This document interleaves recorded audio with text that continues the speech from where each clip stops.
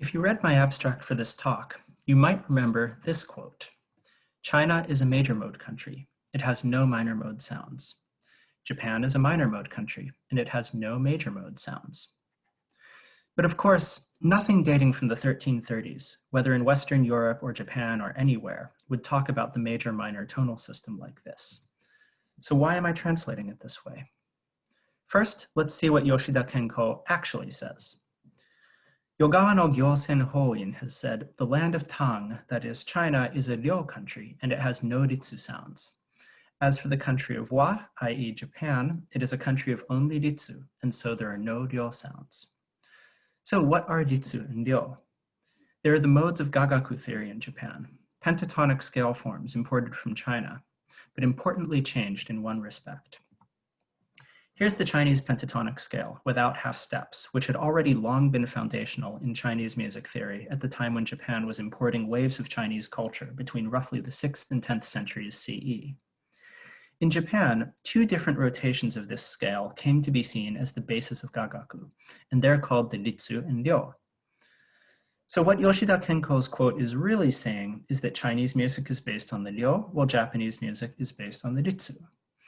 His claim that there are no ritsu sounds in Chinese music makes sense only in light of the way in which Japanese musicians expanded these pentatonic scales into heptatonic ones. But his claim about there being no ryo music in Japan has been corroborated by many other music theorists and catalogers of Japanese folk songs much closer to our own time. Specifically, scales containing a major third above the tonal center appear to be genuinely absent from Japanese folk music. While Yoshida's quote is of course lacking in detail thanks to its brevity, it appears to have been based on an accurate observation of the presence or absence of the ryo and ritsu modes in Japanese music. So why, at the beginning of this paper, did I translate it as major and minor? Because this is how the educator Isawa Shuji, 550 years later, would have interpreted it. Isawa has been described as not a musician who therefore produced rather far-reaching ground rules for the future of music without any profound knowledge of the art itself. And his importance to the Japanese education system in the Meiji period did indeed give his ideas a huge amount of influence on the way music was conceptualized and taught in Japan from that point onward. A large part of his mission was to prove that Japanese music was similar to Western music, because that was a way of suggesting that it was of equal value to it in the world of 19th century European colonialism in which Isawa came of age. One way he argued for this similarity was to equate the gagaku modes to the most popular Western modes of the time. Under his conception, ryo was equivalent to major and ritsu was equivalent to minor. Pache Fétis's assertion that harmony would become unworkable in these tonalities, Isawa wrote that the sharp 4 found in the ryo mode is also very easy to move to in Western music, and also that even though one should in theory move to u in the ritsu mode, it has been discovered that instruments will often go down to flat 6. Isawa thus established here an influential mapping of the gagaku modes onto the Western ones. And because of the accurate parts of Yoshida Kenko's statement, the result of Isawa's mapping was to say that Japan had only minor mode music and no major mode music. But this was a problem, because the Europeans of this time, whom the Japanese were trying to join on the world stage as a serious contender rather than as another target to be colonized, did not view the major and minor modes as equal. There was a long tradition of trying to frame them as equal, going back to Rameau's justification of the minor triad in the 5:6 ratio, and continuing in Oettingen and Riemann's positing of the undertone series. But these were contentious arguments from the start and were never fully accepted by the European music world. Here is Hauptmann's famous statement that spurred Riemann on to invent the undertone series, and here's Fétis quoting theorists who argued largely against Rameau, either that the minor mode existed only by analogy or even didn't exist at all. And although their treatises post-date Isawa's by a small amount, the early 20th century writings of Schoenberg and Schenker showed just how much the justification of the major triad in nature continued to matter, at least to Austro-German music theorists throughout the period of Japan's modernization. Both of them stated directly that the major mode was natural and the minor mode was not. with Schenker going so far as to call the minor mode a stepping stone, perhaps the ultimate one or nearly so, leading up to the real and most solemn truth of nature, that is, the major mode. Hence the preference of primitive peoples for the minor mode. Furthermore, while Isawa's mapping addressed only the gagaku modes and not those used in folk music, Japanese folk music would be of little help to this cause either, because all of the scale types that are common for Japanese folk music resemble the Western major mode even less than the gagaku ritsu does. In general, they admit somewhat readily of minor key harmonizations and not at all of major key harmonizations.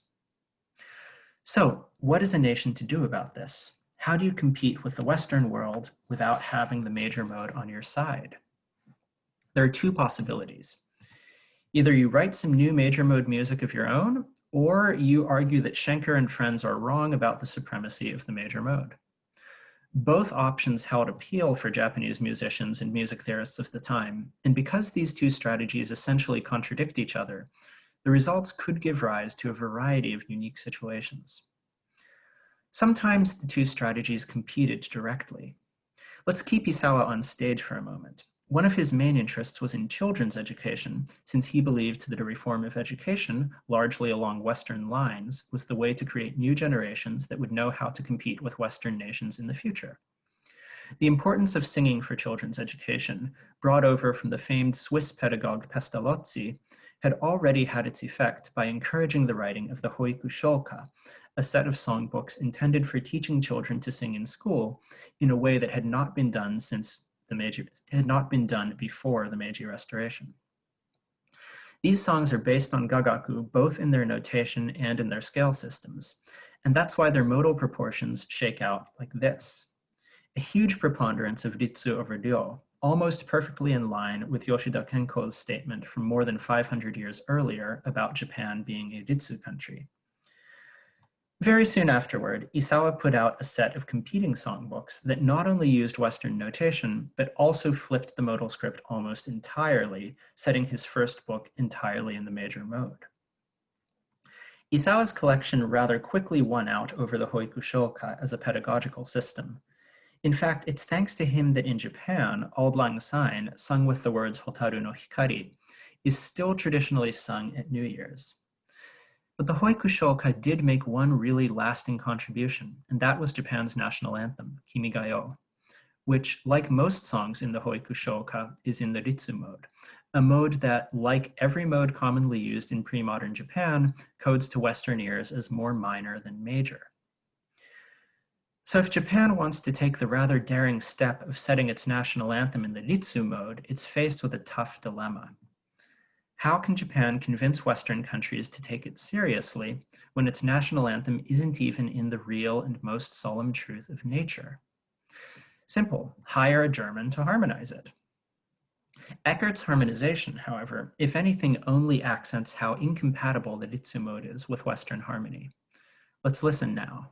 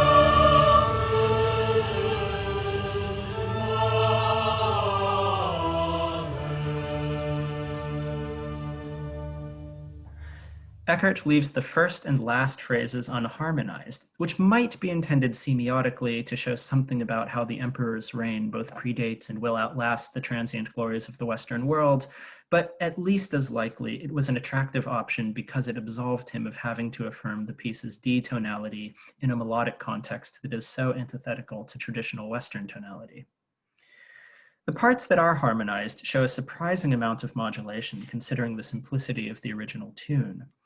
Eckert takes the tune's single B natural as an occasion to introduce tonicizations of G major and E minor, and the landing on the supposed tonic D of Narite is harmonized instead as part of a 5 of C major, even though on Sazare Ishino, he has proven himself perfectly capable of making a diatonic 1-5-1 motion in D minor, as more benefits the tonality of the song. Eckert's discomfort with the tune's tonal moorings are reflected in some of the ways that Japanese musical thinkers framed the anthem's melody, particularly as World War II approached and the anthem took on more and more importance as the symbol of the imperial military state. Tanaka Shohei, a music theorist writing about just intonation in 1940, included this demonstration of one way that Kimigayo and the Ritsu mode in general could be conceived harmonically, positing every note of the song as an overtone of either D, G, or A, and sticking to Riemannian rigor in showing A as always a fifth above D and G always a fifth below D.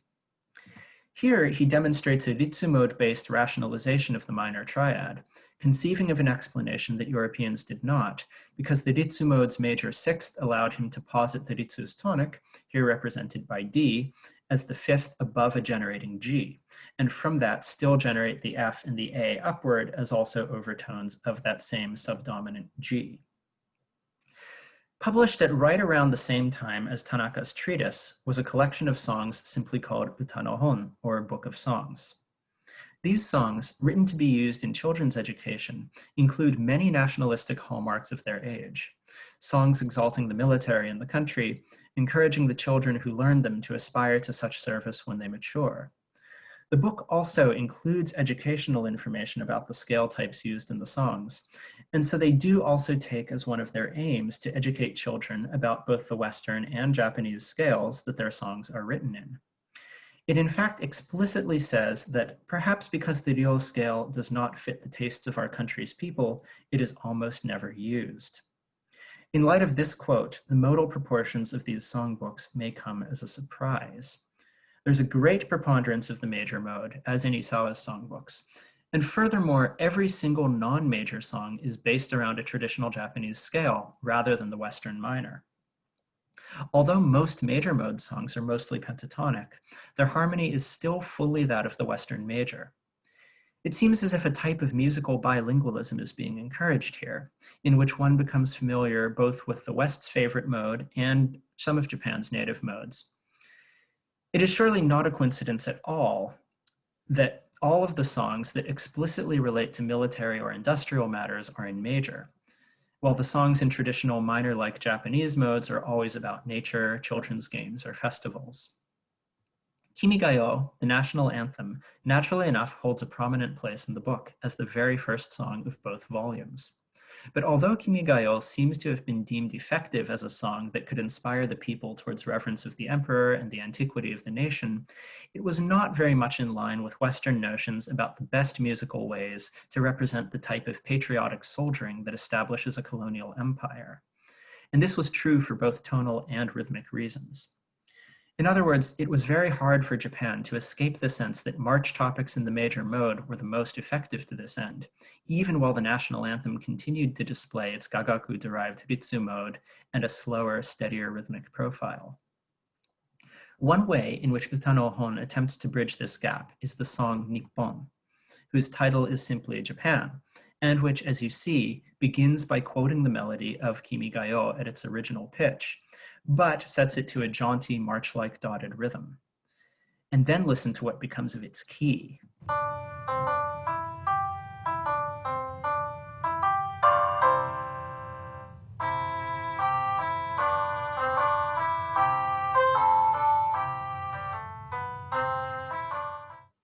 The serious gagaku-style Ritsu mode of Kimigayo is here treated almost flippantly, as a gesture based on what ends up being scale degree 2 in C major, for the sake of getting to reference both the national anthem at its original pitch level and a Western-style major mode march, here rendered playfully enough that it could be called more of a toy soldiers topic, though of course one intended to encourage its listeners to grow up to become real soldiers eventually.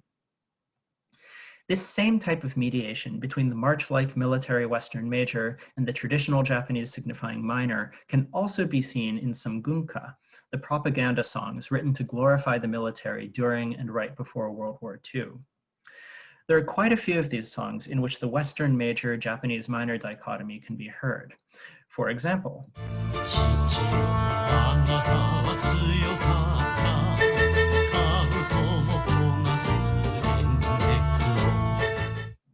the melody of Chichio Anata wa Tsuyokatta is set entirely in the Yonanuki minor, an adaptation of Japan's native Miyakobushi mode to the norms of Western tonicity. Though a new way of framing and using this pitch content, its derivation from the traditional Miyakobushi made it a ripe candidate for expressing a sense of traditional Japaneseness within the confines of a generally Western-style harmonic accompaniment. Especially considering the way this song's lyrics appeal to the listener's warm feelings towards the family unit and the bravery of its male members, the Yonanuki minor, with its resonances of old traditional Japan, might have felt like an appropriately nostalgic, touching choice. But the song is, after all, about a war being fought in the style of the modern Western world, and perhaps that is why this minor key Miyakobushi song begins with this ritornello.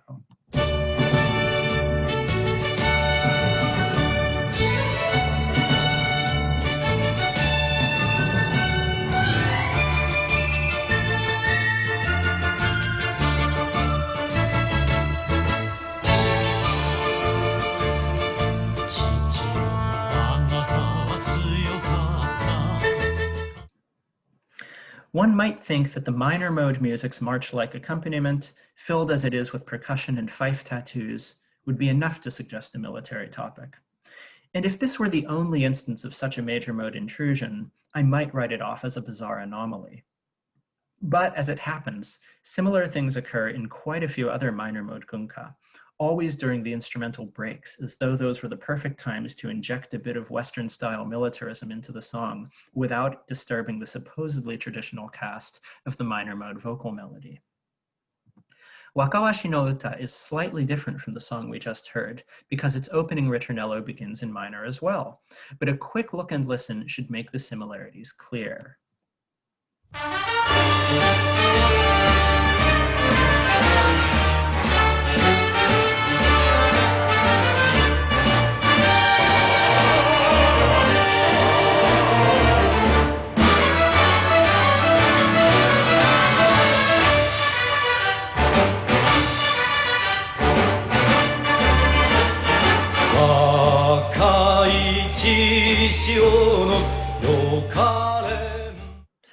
This time, the major mode intrusion interrupts the minor mode ritornello, as if looking to have the bare minimum of Western-style major mode fanfare while still including it.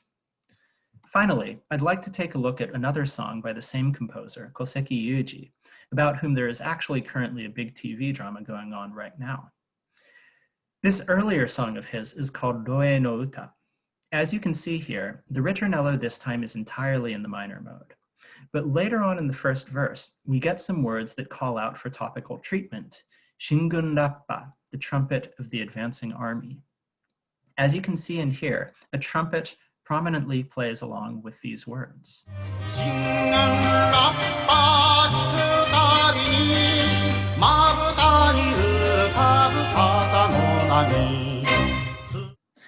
A couple verses later, we get a curious interlude that is heard only once in the song.